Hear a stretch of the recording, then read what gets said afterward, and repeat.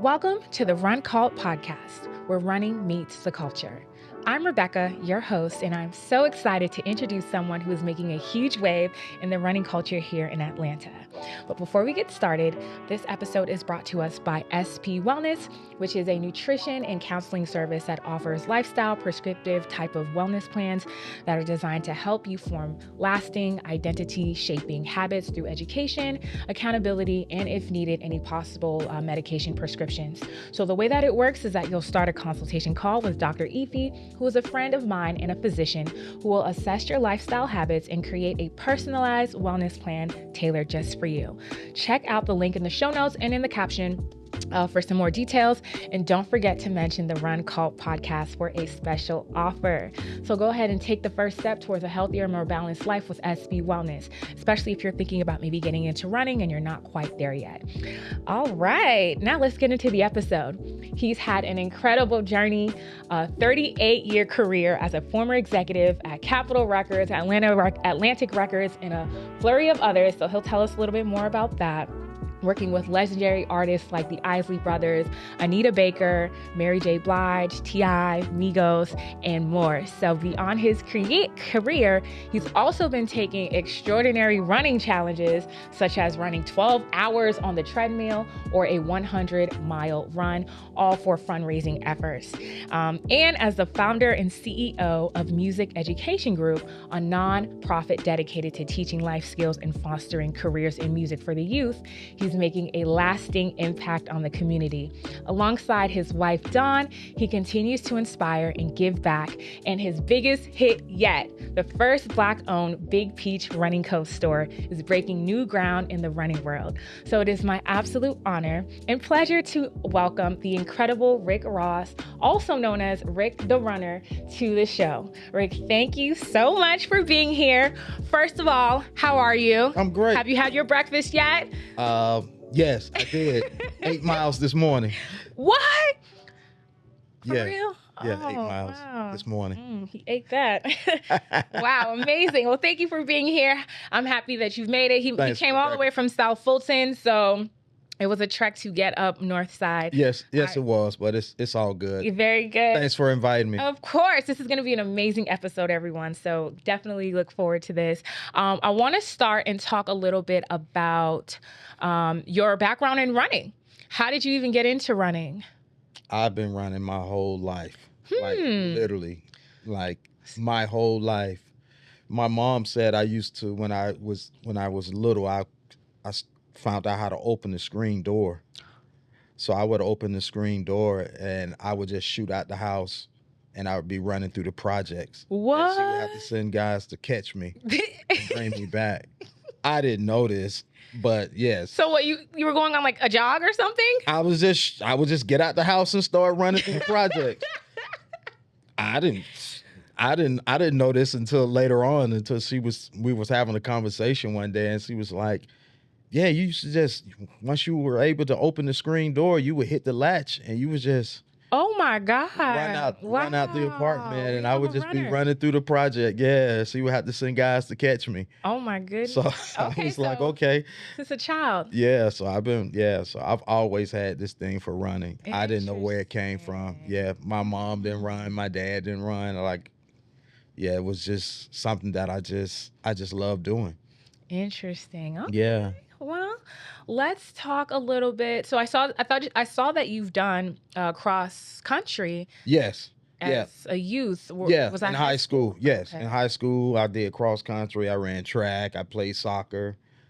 I mean, I just did it, and I wasn't like I was like great at it, but it was just something that I loved to do. So I first started running cross country because I played soccer. So it was a way for us to get in condition.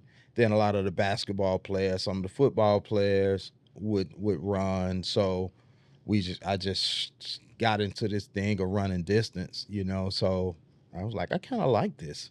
Nice. Yeah. Okay. Yeah. As we were talking a little bit earlier, Ric did mention working in the music industry and some of the hip hop studios being near kind of where I live. So tell us a little bit about your beginnings in the music industry as a former executive.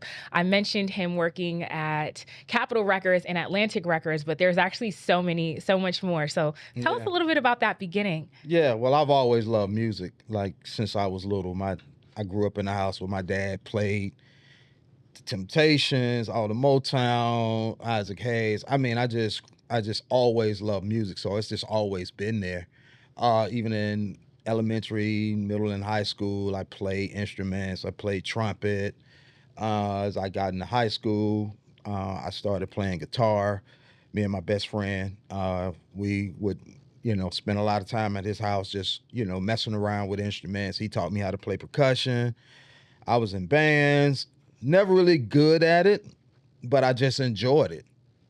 As I got older and coming out of high school, I wanted to pursue a career in the entertainment industry. I still didn't know what that looked like.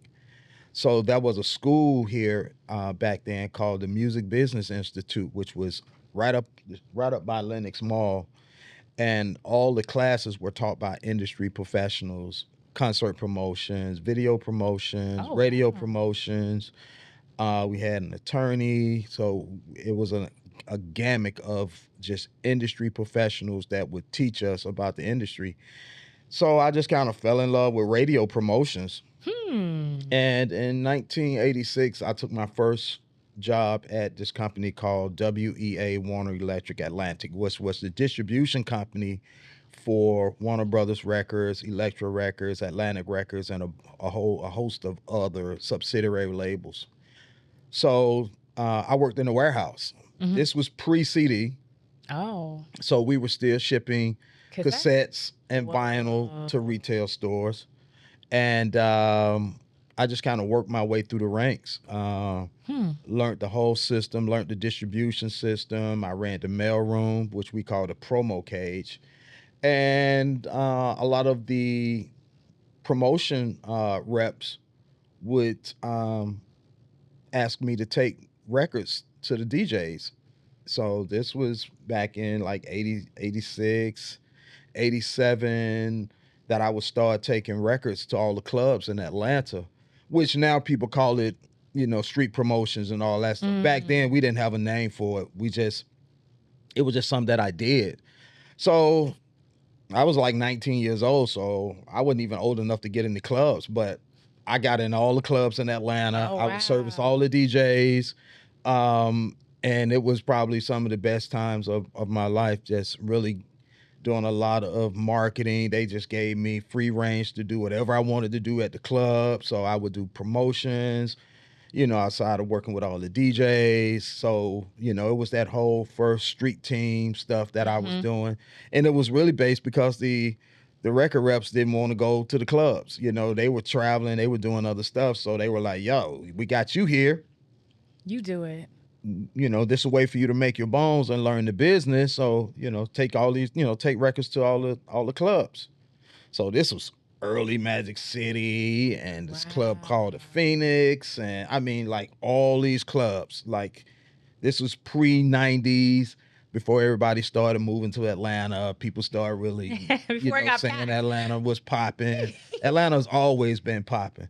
So, as I really started learning the business, I was offered my first promotion job in Charlotte, North Carolina, for Reprise Records, which was the sister label to Warner Brothers Records.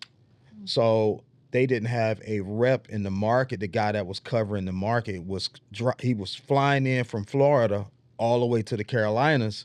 So my boss, David Linton, shout out to David. He's also the program director for WCLK now here in Atlanta. But he was my VP. And he said, well, we're looking for a rep to be in the Carolinas. And would you want to take the job? I'm like, sure. So flew to Raleigh for the interview. I was like, yo, this is kind of far from Atlanta. Where can I stay? He was like, well, Charlotte is kind of halfway, so you can move to Charlotte. So I moved to Charlotte. I was the first rep from the company to actually stay in the market. So they had never had a rep in the market, and I was the first guy to have that job. So from there, I spent time at Reprise, and then I left there. I went to Electro Records. From Electra, I went to Island Records. So, working with Anita Baker, Keith Sweat. Oh my God. Drew Hill, Kelly Price, Big Daddy Kane. So Earth, Wind and Fire. So many artists. Zap, Roger Troutman. So Carolinas was a big radio market, still a big radio market. So a lot of acts would come through the Carolinas, both North and South. And that was the markets that I covered. And after that, I went to Capitol Records, and I took my first national job, and I stayed there, and then I moved back to Atlanta with Capitol. So it's just been this whole thing of always loving music, but at the same time, running was always there. Like people just didn't, people really didn't know that I was running.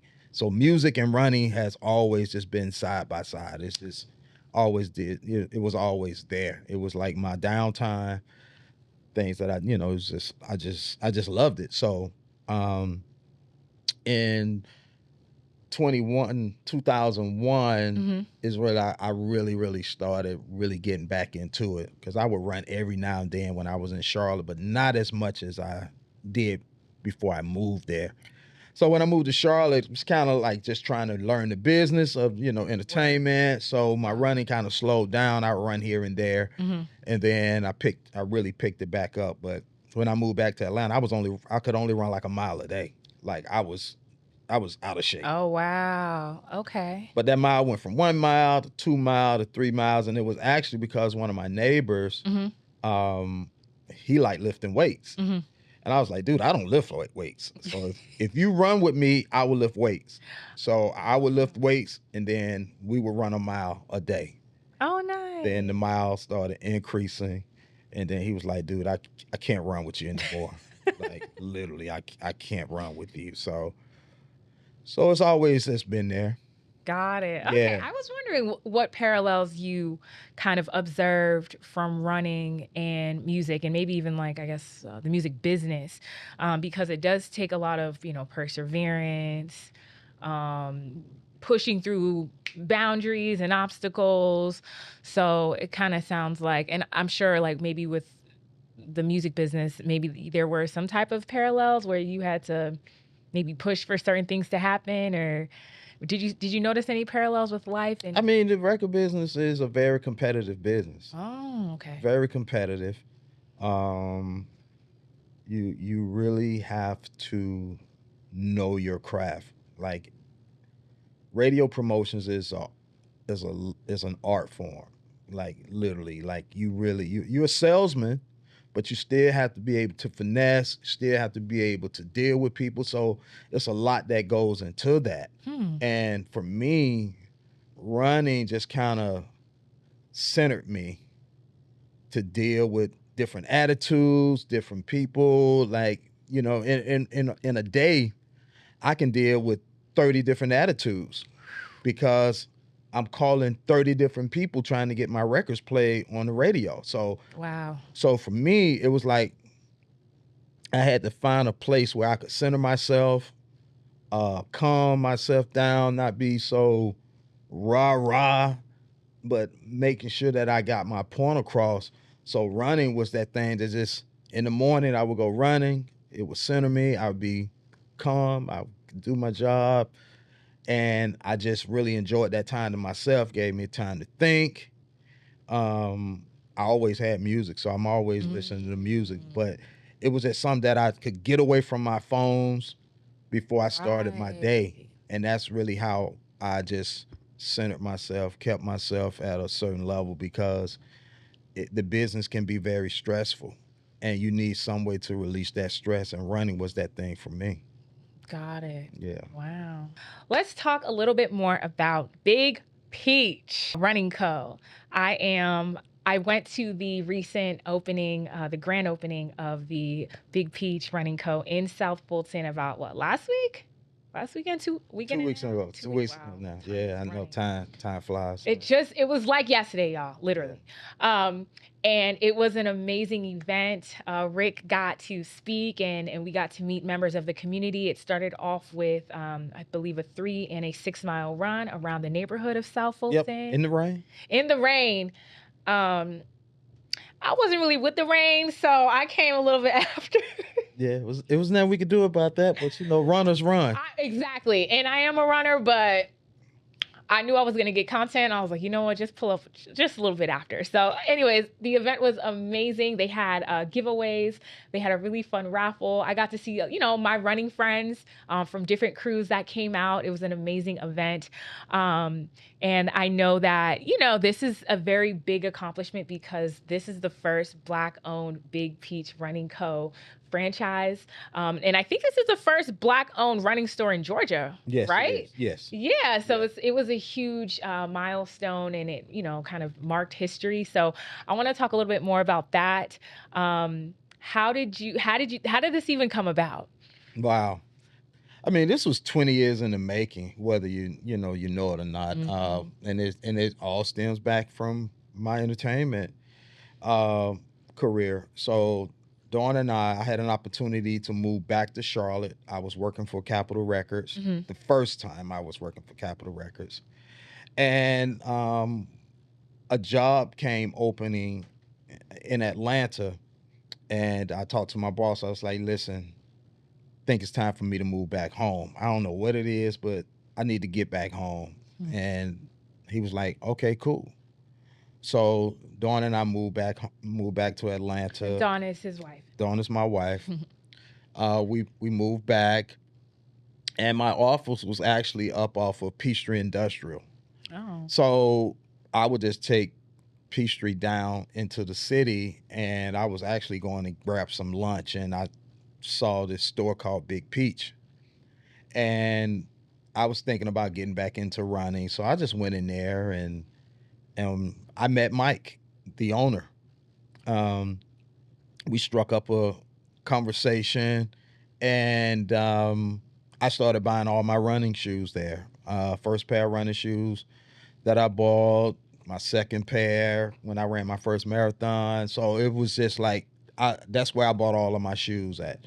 And we just developed a friendship, over the years. Mm-hmm. So going from a customer to a friend to a business partner, that was a 20-year span. But like, our relationship just kind of took a turn during the whole George Floyd, mm-hmm. That all that uprising that was going on, mm-hmm. the hard conversations that we were all having about what was going on in the Black community, mm-hmm. and how, we were just being treated, Ahmaud Arbery, right. Like that really hit home as a runner. We could all be caught up into something like that, running through a neighborhood. And, so me and Mike had some real hard conversations, and we started talking about the industry, because at that time, a lot of running groups were starting to kind of pick up, and, mm-hmm. Blacks we spent a lot of money in that space, which, a lot of people didn't know in terms of, shoes, apparel, paying for races, all this stuff, and I had to double back, because when I started doing a lot of these races, I hardly ever saw Blacks doing them. Like, we would be sprinkled in here and there, but it wasn't like it is now. So Mike and I had these hard conversations, and I was like, we as Blacks spend a lot of money in this space, and there's no ownership. So this has to change. And he was like, yeah, it's long overdue.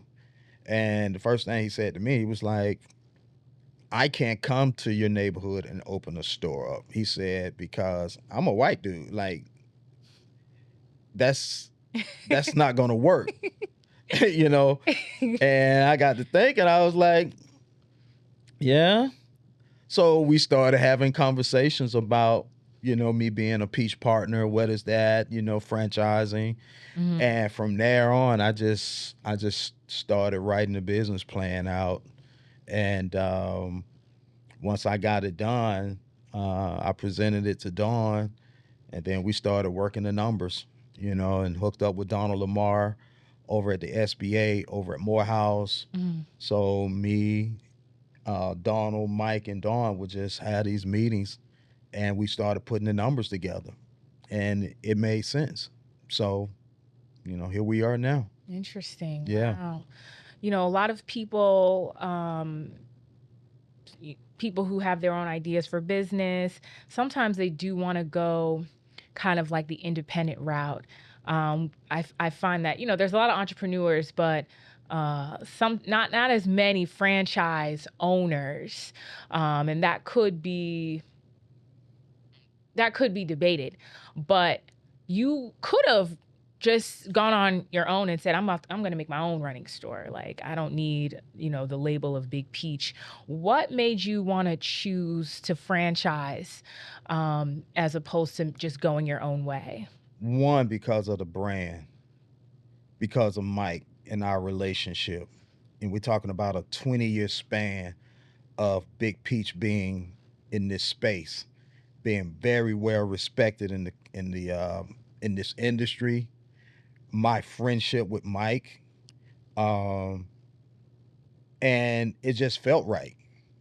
It really did. And let me say something about franchise, because there are, you look at Starbucks, you look at Chick-fil-A, you look at McDonald's, you look at all these Bojangles. I think, Coach K, who, partnered with P over at QC, he just, I think, just franchised maybe like 30 or 40 something Bojangle chicken places or something like that. So franchising is not bad, especially when you can latch onto a brand that's moving, and it makes it much easier.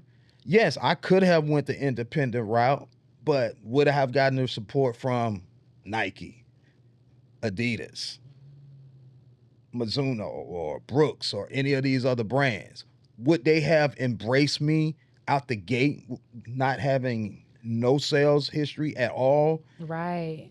And saying, hey, I want to carry your shoes in my store? I don't think so. I don't think so. But with the reputation of Big Peach, I was able to circumvent all of that. And we carry pretty much all the brands, and working on one last one. Which will remain nameless. But and it's nothing to do with us. It's just, just some other things that need to take place. But we carry all the major brands. And I don't think I could have done that if I was just independent. And then the support system that Mike has, the systems, the things that are put in place. Like, this has been seamless for us. Wow. Like, literally seamless. Wow. Any information, any data that I need, I can get it, because Mike is big on data, and Big Peach has plenty of data. And it helps us make educated decisions on products that we purchase, shoes, all of that stuff.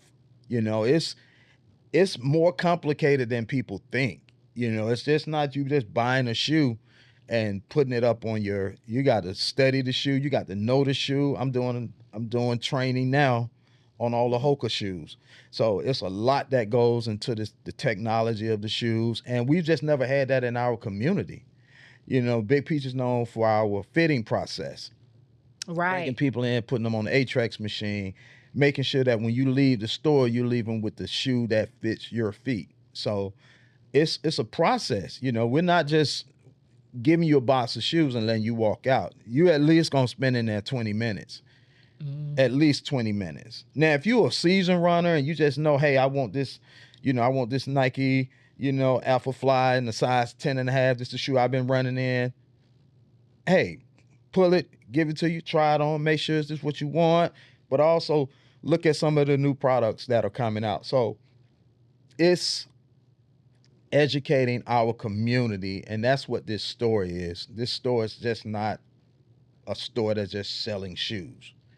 We're doing seminars and workshops and events. We have several events that are coming up in the next couple of weeks. So this is a place for the community, and people are intimidated. Sometimes people are intimidated to walk into a store that says running. So true. And we purposely said, no, we sell running and walking shoes, because we did not want our people walking in and say, well, I don't run, so I can't wear any of these shoes. That's not true. If you got 2 feet, you walking. If you're not running, maybe these shoes will encourage you. And if you never want to and you just want to walk, fine. We got every shoe pretty much is made for you to walk in, versus, unless you're getting a racer or something like that. But we just never been educated. Yeah. So for us, it's about educating our community, giving them the product and things that they want, and just being a place where people can feel like, hey, I feel good walking in here. The service is good. We're big on customer service. Our guests are super important to us. And that's always been my thing, even coming, taking all of the things that I've learned in the entertainment industry and bringing it to the store, making sure that our customers are satisfied when they leave the store is the one thing that I'm a stickler on, and I'm never backing back from that. I love it. Yeah. Amazing. Yeah. While you were talking, I was thinking of the location, and also the idea that you will be taking people who didn't even think they could run, maybe from being sedentary to possibly walking, and then from walking to getting into running. I know the store has, just opened, so we'll see kind of what success stories you get out of that. But it seems like a community space that will allow people to feel at home and feel encouraged to take that further step. So how has the feedback been so far from the community since opening? I know it's only been a couple of weeks. The feedback has been incredible. Like, people walk in the door and they're like, wow, I can't believe that a Big Peach is on our side of town. South Fulton, y'all. And then it's like, I can't believe it's Black owned. Because somebody came in yesterday and they were like, yeah, somebody told me that it was a Big Peach. And she said her husband was like, white folks in that store? And she had to call him back. She's like, no, these are Black people that are running this, that own this Big Peach. So it was so funny. But it's just, it's a question for real. It's a question for real. Like, because Big Peach is just known to where they were at, whether it's Alpharetta, Kennesaw, Midtown, Brookhaven. It is what it is. Yeah. And for them to be like, they got a Big Peach on the South Side? That's like putting a Houston's on Bankhead with Don Lee Hollowell. Like, you got to be kidding me. And not on the Upper West Side, but deep down by like 285 on that end by the bank or something like that. Near 20. Yeah. So people are shocked. They like, wow, a Big Peach? Amazing. In South Fulton? So it's been crazy, just to see the response from people when they walk in the door and they like, this doesn't look like any other Big Peach store. Like, yeah, because we're not. Get it right. We're not. We are, but we're not. Mm-hmm. And Mike and the team has allowed us to be creative and tailoring the store to however we want it to look. So right, because when you're franchising, you do have to, there are some guidelines that you do have to kind of abide by. Yes. So luckily they gave you that flexibility, and they should. We want to feel at home. We want our own creature comforts in the store. Everybody loves the store when they walk in. We still got a couple of things that we're doing, but for the most part, everybody loves the store. My architect, Randy and Jason, they were incredible. They done all the big piece stores as the architect, but I wanted to hire a black GC, general contractor. Okay. I wanted to. That was my whole thing. But at the particular time, I didn't know who was going to, come in and bid for the job. Now, whoever gave us the right bid and was going to do what we wanted to do, we were going to go with them. But just so happened that the company that we went with was black owned. Oh.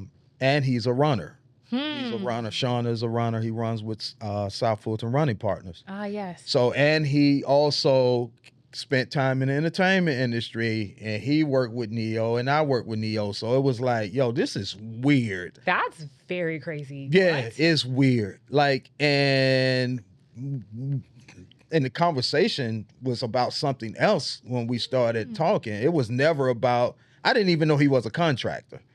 So he just so happened to say it, and I was like, well, put a bid in. So his bid came back, and it was the best bid, and he delivered the store on time.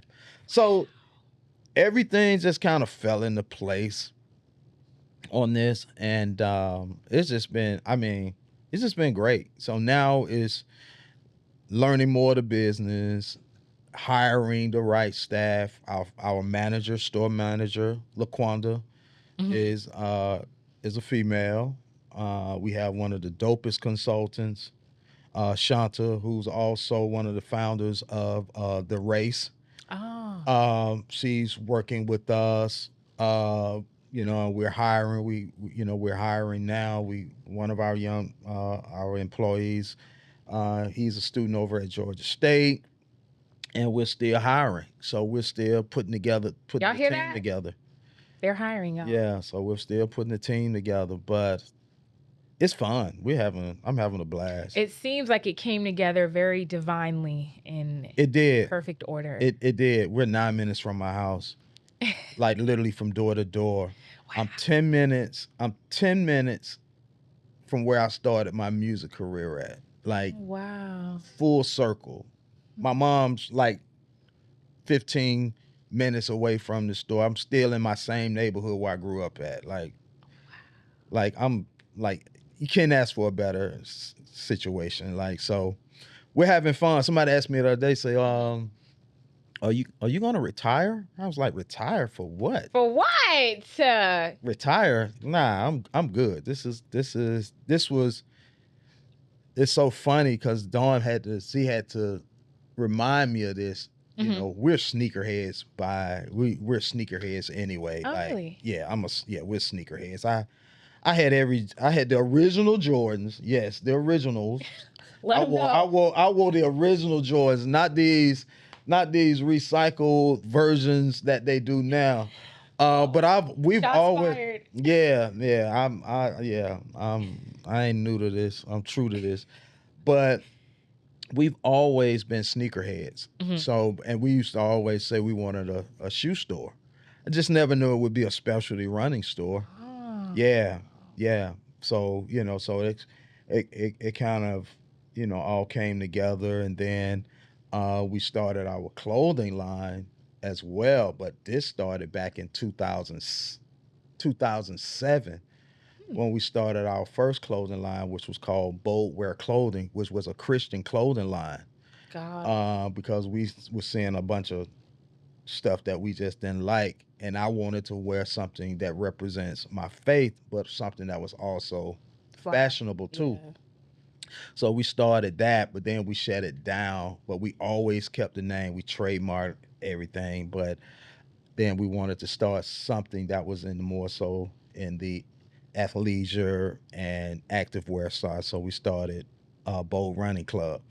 So we're working on that, working with some companies overseas, testing out products. So you'll be seeing a lot more of that stuff coming, real soon. So, exciting. and that all stems for me.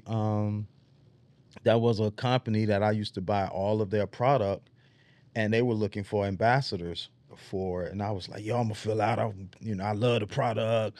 I want to sign up. I want to be an ambassador. And they sent me an email back, and it was like, thank you for, applying for an ambassador, but basically you don't fit our profile. And I was like, and I went on the website and I started looking. I was like, oh, I'm not white. Oh. So I don't use that product no more, and I won't carry it in my store. So I said, you know what? I create my own. That's it. So I created my own, sampled my stuff, did everything that I needed to do to say, you know what? My product is it's gonna be just as competitive as any other stuff that is out on the market. So I've been developing the activewear stuff for the last 2 years. And I said I would wear it, make sure that it's good, make sure that it's solid, make sure that it's something that I would purchase myself before I introduce it to the public. So so by the spring, summer, we'll probably start introducing some pieces, some shorts, some shirts, and then we're gonna get into lady tights and all that stuff. So, and it'll be for plus size women, all of that, because that's one of the things that Dawn and I talked about. A lot of the stuff is it only goes to a certain size, or so we're learning all of this now.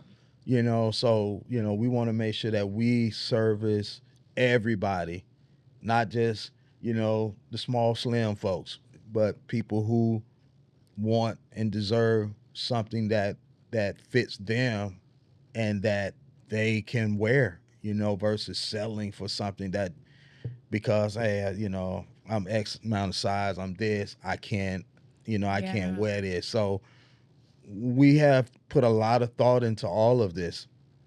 And then too, the store just with the store just kind of play in our hands. So now I can carry my own brand in my own store. So I don't have to go out and try to find somebody to say, hey, can you carry my stuff in your store and see if it sells? So I can try everything that I want to do in my own store. And that is the power of ownership, y'all. Yeah. You can, if they don't want to work with you, you create your own opportunity. Yeah. So, and of course, we ain't got to get into what's going on with the government, but at the same time, I don't care what's going on. Like, has no impact on what I do. And I think we have to get to a point where, as Black business owners, we just have to cater to who we cater to. And that's it. And getting the word out, doing good business, carrying quality product, making sure that you're serving your guests and giving them the experience that they deserve, because people are spending their money. Yep. And that's what we're about. And I just don't want to just be known as a Black business. I'm a business. Like, I serve everybody. We just so happen to be Black. Right. But we serve the community. I don't care what color you are. At the end of the day, we just want you to get good service when you walk through our doors.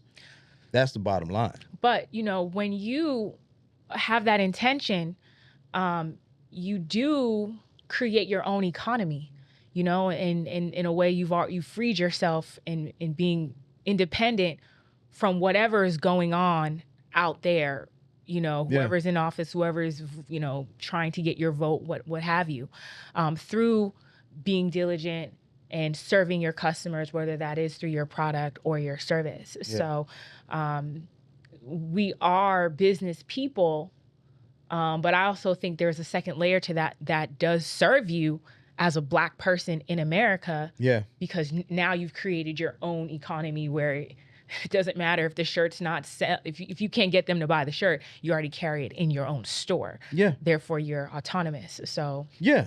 And that's the thing, just having that control to move the way that you want to move versus moving on somebody else's dime, and me being in the entertainment industry, knowing product, knowing marketing, knowing how to have an impact in the marketplace because of the things that I've done. So, 37, 38 years in the entertainment industry has prepared me for this.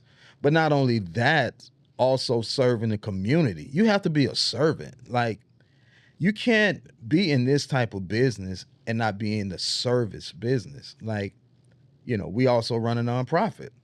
Yeah. So tell us a little bit about that. That's a perfect segue. I did want to talk a little bit about the philanthropy part of Ric Ross. I went to, at the grand opening, Ric had a moment where he kind of introduced us to his mother and spoke to us about her commitment to service ever since, you were a child, and her working in the hospital, as well as your father. And I think I've noticed through your stories that there is some ownership in you creating your own opportunities, even through your nonprofit, and meshing that along with service. So tell us which endeavors you have, and then maybe we can learn a little bit more about why you even care so much about that. Yeah. So 20 years ago, now it'll be 21 this year, I was at home. I was in between jobs, and I was just sitting around the house, and I was just praying to God, like, if you put me back in the industry, put me back in with a purpose. And out of the blue, this idea came to me, music education group, like clear as day. Wow. I was like, okay.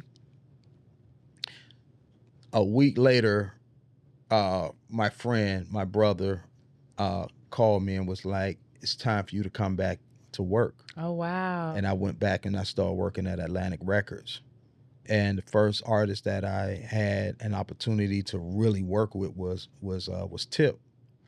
And Tip was already doing like some things in the community around the holiday, Christmas and all that stuff. But I wanted to go a little deeper. So I told my boss that when I have artists in town, that I wanted to take them to the schools. So some people were giving me some resistance about it, and they was like, well, we don't really want to do that. I was like, listen, I think it'll be a great idea. We take we take the artists to the school. We do these master classes, let them hear from the artists about, their career path and, just the entertainment industry. So that's kind of how MEG started. Music Education Group. Music Education. Yes, MEG. And it's a nonprofit. Nonprofit. Yes, we are a nonprofit. And our mission is to teach life skills and career development through music, film, and digital media. So what I found out was that I was like, you know what? I need to change the narrative on how we present this nonprofit. Instead of having artists come in, let me get the managers, let me get attorneys, let me get people from publishing on the business side of the industry, the side that I was on. Because believe it or not, I had artists that were selling platinum records, didn't know anything about their publishing. And they would be asking me questions. So I'm saying to myself, if this artist who's selling millions of records is having questions about his publishing, then I'm quite sure a lot of other kids are having the same thing.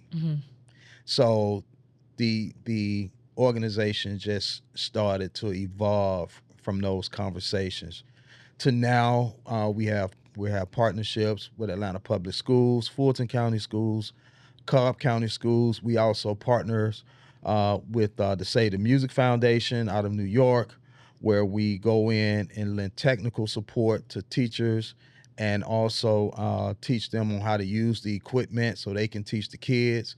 So right now we're probably in about 17, 18 schools across the city. Yeah. Amazing. Yeah, so we just put a studio in Westlake High School. We have one, we're finishing Langston Hughes High School, South Atlanta, Best Academy. We also have one in the city of Fairburn. Yeah, so we got a lot of stuff going on. We're in Athens this Friday for GMEA which is a big conference for music teachers, for about 4,000 music teachers. So we're taking kids down from Thera High School to do podcasts and all that type of stuff. So yeah, so we're all about service. Like that's what we do. So serving the community, the store is just another extension of what we've already been doing in the community. Amazing. Well, I know that not only have you contributed to the running community, now you're changing the lives of the youth who maybe you can sprinkle in for them to get into running too. Well, like I said, we started a foundation called the Ignite Run Collective Foundation, where we'll be making donations to a lot of the schools and rec centers to help with gear, whether it be running shoes, clothes, or equipment that these. So we made an investment over at Westlake. We're getting ready to do something with Langston. So yeah, so we're I have to invest in that. That's what I love to do. So that's what we are. We're about service. That's who we are. That's what we do. I don't think nothing nothing about it. It's just I don't. Somebody asks. That's what we are. We here to serve. That's just who we are. So we're having a ball. We're having we're definitely having a ball. We're living the dream, as a lot of people would say. So, but it's all about the community. I don't need nothing. I'm good. And I'm not just talking about financially. Spiritually, I'm good. I know the things that God has asked me to do, I've been obedient to doing them. And, I'm not even supposed to be here. I got hit by a car running. So I know like every moment that I'm breathing is a gift from God. I know I'm not supposed to be here. Wow. Yeah, I was hit by a car running, hit from behind. Car was doing about 60 coming down the backside of my neighborhood. Oh my God. She say she dropped her coffee. Yeah, and she hit me from the back. Yeah. I couldn't walk for like almost 5 years. I had 2 back surgeries. Yeah, I had to have what they call microdiscectomies.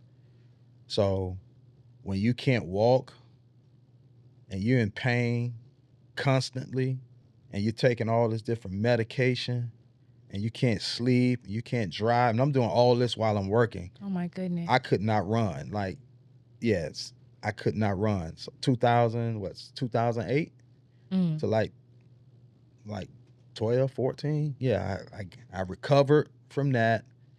Then I ran a couple of races. I was training for another race, and then I got hit. So I had to go back through the whole process again. Twice. 2 back surgeries. I don't have any feeling in my outer right foot. Can't feel anything. But that doesn't stop me. Right. It's a blessing to be here. He ran 8 miles this morning. Yeah. So, I mean, I don't think nothing about it. I just, so God is just, he's blessed me beyond. I never thought that I would spend 38 years in the entertainment industry. Did everything that I wanted to do. Was inducted into the National Black Radio Hall of Fame in St. Louis. Wow. I've done it all. What a life well lived. And he still has more juice in him. Yeah. So I'm just getting started. Oh man, amazing. I'm just getting started. Yeah. So well, on behalf of the running community, the music community, the youth, we thank you for your service, you and Don, for making life better for the masses. You've definitely have solidified a legacy at this point. Yeah. Even if you want to retire, sit down on the beach, lives have been changed from because of your existence and the effort that you've put to make this world a better place. Yeah, I couldn't have done any of this without Dawn though. Like that's my life partner, that's my wife, my business partner. Like we've been together 30 30 something years. Oh my30, goodness. 30, almost 37 years. Okay, we're gonna have to bring you back so we can speak with Don and maybe have some relationship tips about how to have a long lasting marriage, because those are rare nowadays. Yeah. But thank you, Don, if you're watching. Where can we find you? What is the address of Big Peach? Okay, so the address for Big Peach, we're at 5829 Campbellton Road, Suite 102. We're at the Sandtown Crossing Shopping Center at the corner of Camp Creek and Campbellton in the city of South Fulton. And then you can go to our website, which is Big Peach Running Co. If you want to purchase something online from our store, that's all you got to do is click down and you can hit the South Fulton location. Our website for the music education group is themeg.org, themeg.org, and you can learn more about that. Follow us on Big Peach _ South Fulton on IG, and then you can follow me on IG at Ric the Runner, Ric RICDA Runner on IG and Facebook. Yes. I'm out here in these streets. Out here. Look out for him. And Ric, are there any last words for anyone who may feel discouraged or might be at a standstill? Maybe they're suffering from some injuries and need a little bit of a positive word. This is what I tell people all the time. Like, run your own race. Start at your own pace. Don't worry about who's to the left of you, to the right of you, who's in front of you or behind you. Because life is only about what you give, not about what anybody else gives you. And you have to make those steps in order to move forward. Like, a mile starts with one step. It starts with one step. Take your time. Enjoy the process. Enjoy the moment. And give back. Give those life lessons to somebody else that you have experienced, that you have learned, because we all can encourage somebody that we know. You know what I'm saying? That's what we're supposed to do. Sharing our testimony with people and not holding back. We have to be, when you're in a public space, you have to be transparent with people, because people want to know. They think, hey, you just woke up one morning and everything was great. Right. Nah, there's a lot of people out here that are hurting, and they need somebody to encourage them and to share with them the things that they're going through. So I ain't saying you got to go so deep in, but at least give somebody enough so they can keep going. And that's all I've ever done is just live by example. I'm not a Bible thumper. I'm not all that, even though, I'm a deacon at my church. I serve every Sunday. Wow. But I'm not that dude. I live by example. And that's how I've always lived my life. So, just share. Share, love each other, serve each other. That's what, I was going to post something this morning. The only thing I was just going to post was love. That was it. That's it. Showing each other some grace. Like, we so caught up in everything else that we forget the simple stuff, like love. And it's hard, but we can do it. You know what I'm saying? It is hard. But when you take self out of it, it makes it a whole lot easier. People ask me all the time, man, why do you work with kids? Why do you do that? Why do you work in the community? Why do you put yourself out there and deal with the things that you deal with? Because I love my people. That's it. I love serving. That's it. It's no deep answer to it. No big, backstory. Yeah, it's just like I just love serving my community. That's it. it's nothing deep. You know what I'm saying? So that's what I would say. Just love each other, serve each other, be there for each other when we can, Thank you so much for being on the Run Cult podcast. Thanks for having me. I appreciate it. Thank you guys so much for watching. I will make sure to include all of the Big Peach Running Co. South Fulton's information in the caption and in the show notes. And thank you guys for watching the Run Cult podcast. And remember, running is not only a sport, it is a culture. Until next time, see ya. Yeah.